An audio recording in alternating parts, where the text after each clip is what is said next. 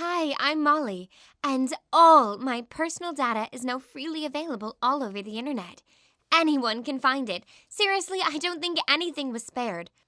Just imagine for a moment how vulnerable you'd feel if your address, phone number, your insurance information, banking info, even your social number, literally everything was available to the public. At first, I was so upset about my credit tanking and my money being stolen, but I quickly realized that that wasn't even the worst yet to come. There are so many crazy, horrible people in this world, haters, perverts, maniacs, and a horde of them suddenly appeared in front of my house. For a while, I wasn't able to even leave my home. It was just too scary. Perhaps I should backtrack a little bit. I'm sure you're wondering who I am and how this all happened to me, right? I'm an amateur vlogger. I'm a former amateur vlogger, and I already know who leaked my data, personally. Melissa and I created our channels just for fun and began to post videos. You know, there were videos like who dances the best or try not to laugh challenges, those kinds of things. Melissa and I knew there were plenty of people who were cuter, smarter, and all around better, but we didn't care. We wanted to have fun. At first, anyway. We hoped that some of our videos would get recommended and that people would like them, but things quickly turned south. We disagreed on the content we should make. I said we should change something up, keep it fresh and interesting, and Melissa was sure that funny skit videos would always be trending. As a result, we ended up making different channels for our conflicting content ideas. I typically posted beauty videos about different makeups, the latest cosmetic products, and other, girly stuff. And Melissa kept posting funny sketch videos. I don't know, maybe I've always had a talent for this kind of thing, but people seem to love my ideas. I'm not just trying to be narcissistic, the numbers proved it. The number of my followers kept growing, and they were mostly girls. However, increased fans also meant increased haters, but I was okay. My haters would usually write something about the fact that there are many other girls like me and that they can't even distinguish one beauty guru from another. I wasn't mad because I've always tried to take criticism calmly, and also they were totally right. I often did take makeup ideas from other more popular channels. The only person who I really listened to was Melissa. At the time, she was my main critic as well as my manager of sorts. Her channel was completely dead, so she used all her energy to help me. She searched for new video ideas, looked through the trending tab, and did all the prep work like managing ads or buying things for the next video. However, after many months of steady growth, I soon started to notice that the channel stopped its trajectory for some reason. The old subscribers stayed with me for a time, but they didn't like my videos as often, and soon people began to unsubscribe. Melissa was saying that it's because our field is highly competitive. There are lots of other beauty channels nowadays. People subscribe to family and life vlogs, which are way more popular. I couldn't explain why at the time, but something felt off about her explanation. So I decided to sit down and watch some of my more recent videos, and that's when the light bulbs went off. Melissa was messing up my channel on purpose. All the trends she told me about were way out of date. My mother and sister even confessed to me that my latest looks were awful. Melissa, of course, claimed innocence. She said that it was all a big mistake. She never worked with makeup and just did what everyone else was saying. But I'm pretty sure she was lying. She wanted my channel to flop as hard as hers did, and she almost succeeded. Naturally, we had a massive falling out, and I began to work on my own once again.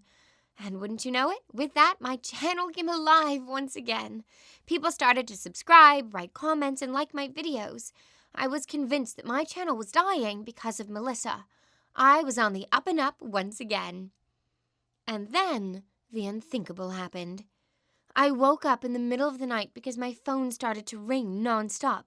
There were lots of calls and messages, even on my private social media, and all the numbers were unknown and looked weird. I couldn't even pick it up because right after one call, it went straight to the next. Then my parents and my sister ran into my room. My mother was screaming that someone was trying to break in through our front door, and she had already called the police. I looked out and couldn't believe my eyes. There were quite a crowd of men, women, and honestly, mostly teens standing in front of my house. The most aggressive ones had almost broken in. Thankfully, the police came and took them away. My phone number was blocked by my phone service provider and eventually stopped ringing. My father brandished an unloaded rifle to try and scare the crowd.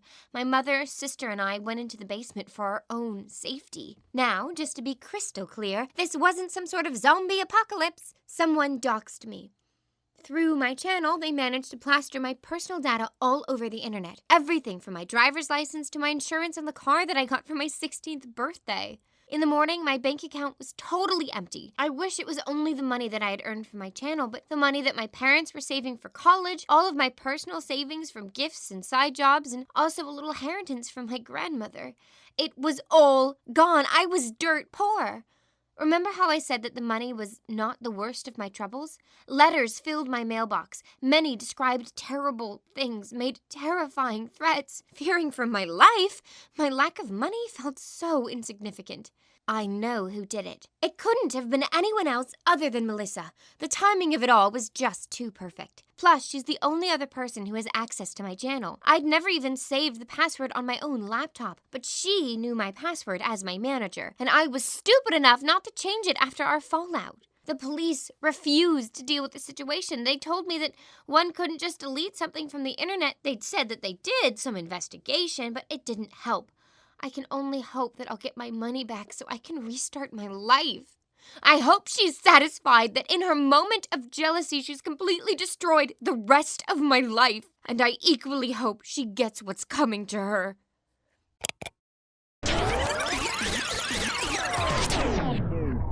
My name is Melissa. Yes, I'm that bad friend who leaked personal data of the sweet little Molly. But it's not as obvious as it seems. To begin, I should say it was my idea to create a channel. My dear friend kept repeating that it was a bad idea and that we need to do something more productive. Or at least we shouldn't embarrass ourselves. I understand that it sounds like words of an envious and bad person.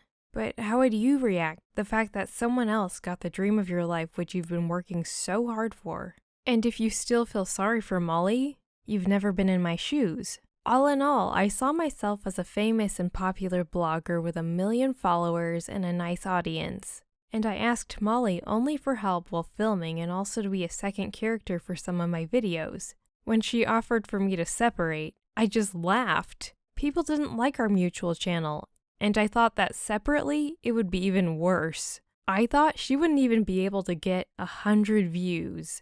Oh, and by the way, it was my idea for her to film makeup tutorials. It seemed to be the only thing that she was good at.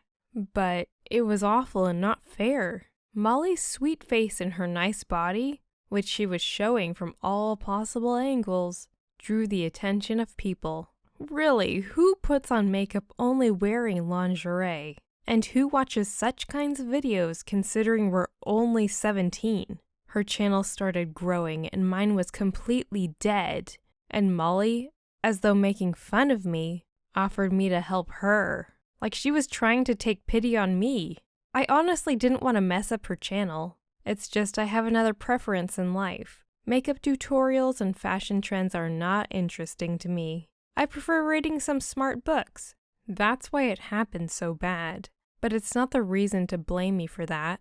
We were at school and Molly blamed me for all her failures just in my face. She did it in front of all of her suck-ups, whom she has got for their likes and her ads. She called me a loser and said that I framed her. You can imagine how people started to treat me at school. Everyone at school and in our company was sure I'm a bad person who wants the worst for Molly. Even my parents told me that I should be thankful for her attention and friendship. No one cared about me, and no one thought about my feelings. After that, I decided to take revenge. I wanted to do it the best way possible for her to know she made a mistake. I still had her password, so it was not difficult to make a video with all her data. We were friends, so I had copies from the time we traveled to the adjacent state. To be honest, I didn't expect her to have that many crazy fans. I thought they would just make several calls and send her lots of messages. But it happened even better. They even managed to steal all her money while she was sound asleep in her little bed. I feel no shame because I did everything right. It will be a good lesson for her. No one can take away a dream from the other. Do write in the comments section your thoughts on the story and the characters. Like and share this video with your friends. Don't forget to subscribe so that you don't miss the next video.